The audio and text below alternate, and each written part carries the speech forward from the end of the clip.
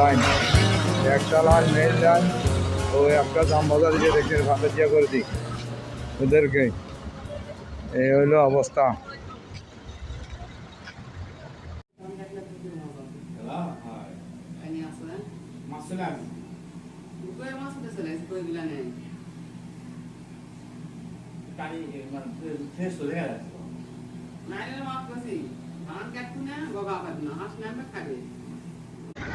ওই দেখেন কার্যক্রম বন্ধ আপাতত, ফাতার যা ঢাজার যা কইরা এই এক লাইন হে এক লাইন।